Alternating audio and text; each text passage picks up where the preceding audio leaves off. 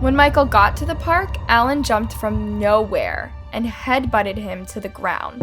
These goons started kicking Michael's head as if it was a ball. I can't, in my 27 years of being a cop, understand why anybody would jump two-footed onto someone's head from a 6-foot playground.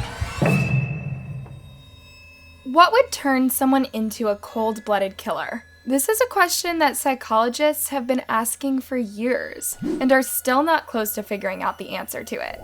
Like in this case, why would 3 teens kill their classmate and then play football with his head?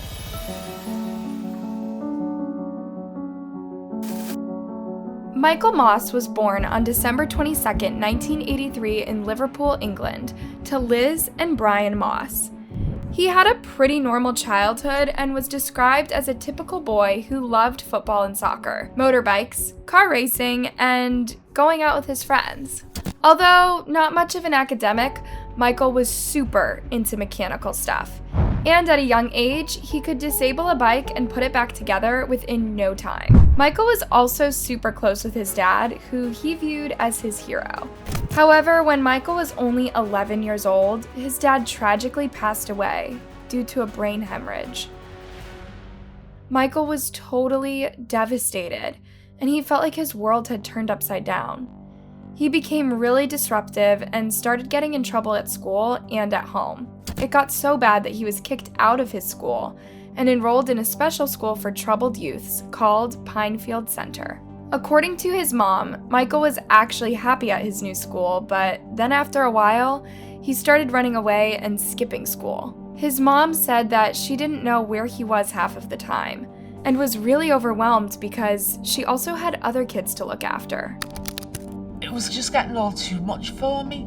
He was under an educational psychologist and he had a social worker, and to give me a break, they said they'd take him into a unit to give me a break because I just didn't know where he was all the time. He was running away. Michael ended up in a children's home where they could help him deal with his grief and also keep an eye on him. Everything seemed to be working out, and Michael even started making friends. But then, in 1999, he met 3 boys who would turn out to be his killers.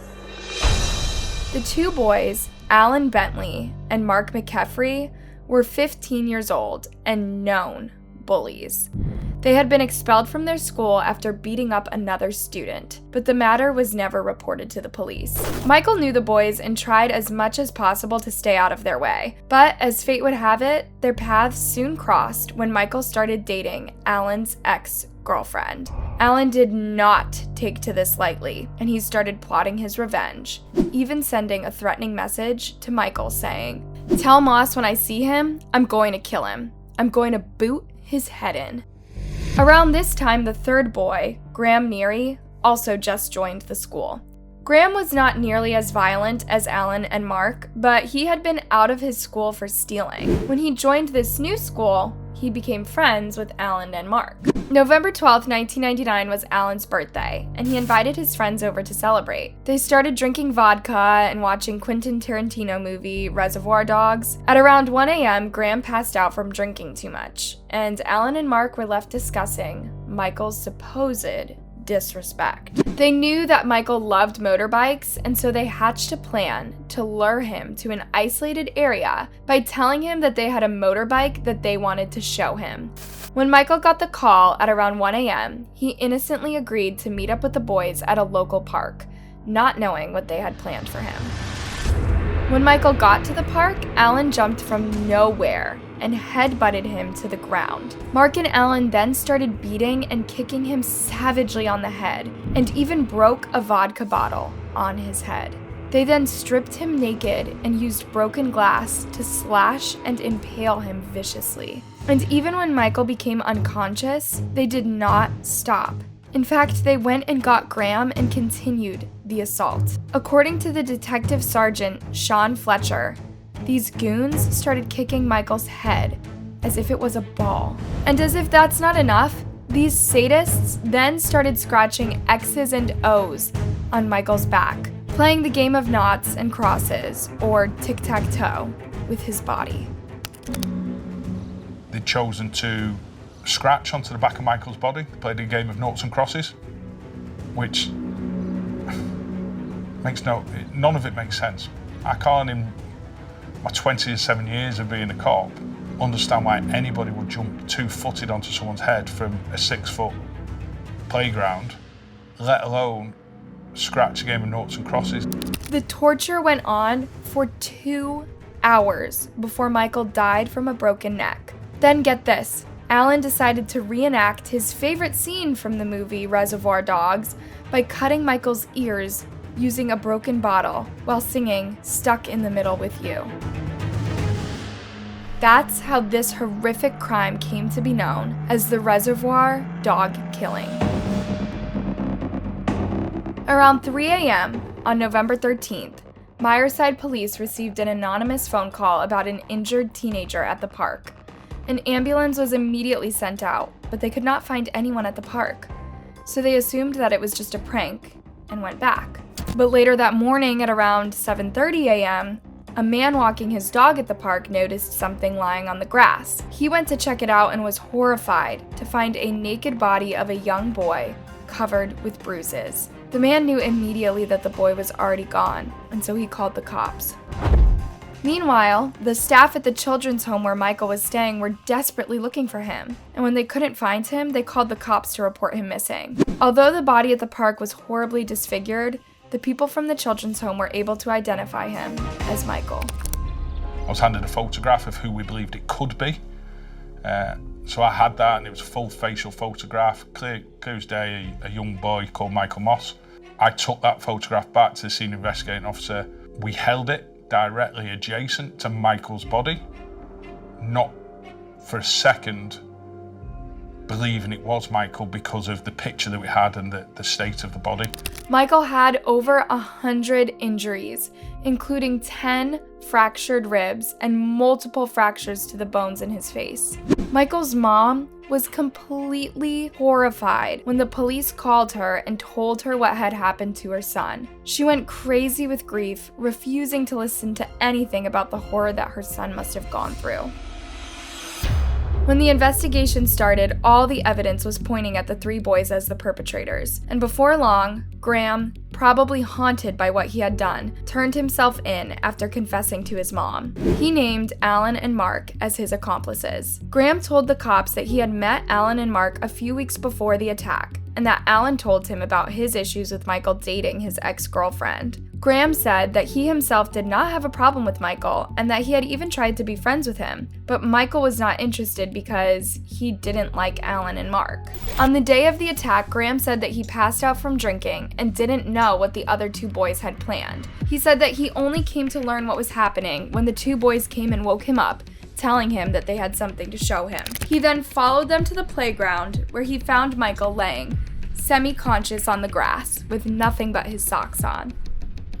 Mark then rushed over to where Michael was and threatened to smash his face in if he didn't get up. Michael struggled to get up but fell back to the ground, and that's when the torture really started. Graham admitted to the police that he had also joined in the attack, but said that he only did it because he was afraid of what the other boys might do to him if he didn't. It was established that another boy was also at the scene, but he reportedly walked away when things started getting out of control.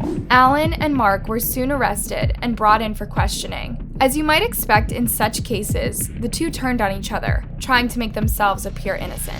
Mark tried to make it look like Alan acted alone, but on his side, Alan said they acted together, and at some point, Mark had even jumped on Michael's head with both feet. When the police later searched the boys' rooms and belongings, they found disturbing drawings in Alan's room, showing a young boy lying in a pool of red after being violently attacked. This convinced them that Alan had been planning Michael's brutal attack for quite some time. Michael's mom was shocked and angry to learn that her son's killers were actually teenage boys who had gone to school with him. Couldn't believe they were only 15 years of age. So I was just distraught over it, why would they do that to my son? All 3 boys were charged with murder and tried at the Liverpool Crown case as juveniles. The case was one of the biggest juvenile trials in England at the time. The boys claimed that Michael had asked them to attack him so he could claim criminal compensation, which they could have shared, and he could have used to buy a motorbike. Criminal compensation scheme is a government-funded scheme designed to compensate victims of violent crimes in Great Britain.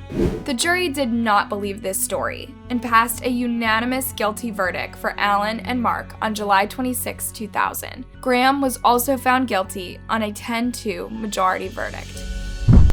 It was reported that both Alan and Mark showed no remorse when they were convicted, but Graham was in tears as his mom tried to console him. Alan and Mark were sentenced to life in prison with the possibility of parole after 10 years, while Graham got a minimum of 9 years before being considered for parole. This was quite a light sentencing considering the horrific and cold-blooded nature of the crime they committed, and Michael's mom tried her best to keep her son's killers in prison for a much longer period. Sadly, her efforts were in vain, because the boys were released after completing their minimum sentences. Alan, who orchestrated the torture and was released on parole in 2012 after serving slightly over 10 years. During his parole hearing, Michael's mother gave an emotional appeal, asking the parole board not to release him so soon. She talked about the emotional and psychological torture that she has been through following Michael's murder, saying, "Every day of my life, I have flashbacks of what happened to Michael. I feel I cannot go outside my door because I'm terrified to even look at things and places that remind me of what happened, which heightens the torture in my mind. I cannot go past a park or playing fields as I see the images of my beautiful son being tortured. What I see is Michael lying naked on a very cold November night with every part of his body bleeding and mutilated. I go into a trance and cannot hear people talking, but I can hear Michael shouting, 'Mom, Mom, Mom.'" She went on to say that she developed a phobia of hearing breaking glasses, which would make her start shaking uncontrollably. She told the board that she felt Alan's short time in prison was nothing compared to the lifetime of pain and anguish that he had caused her. She said that she had a mental breakdown and was hospitalized and diagnosed with post-traumatic stress disorder and depression. However, her request to have Alan stay longer in prison was denied by the board, who felt that Alan had paid for his crime, stating, "Once a life sentence prisoner's minimum tariff has been served, then the court regards them of having been punished sufficiently for their offense, and it is left to the board to exercise a judgment about their continued risk to the public." So, despite this horrific crime, Alan only got to serve slightly over 10 years and was released at the age of 28 on the condition that he never steps foot on Myerside ever again. What do you think about this case? Should the boys have gotten longer sentences? Let me know your thoughts down in the comment section, and don't forget to like and subscribe for more.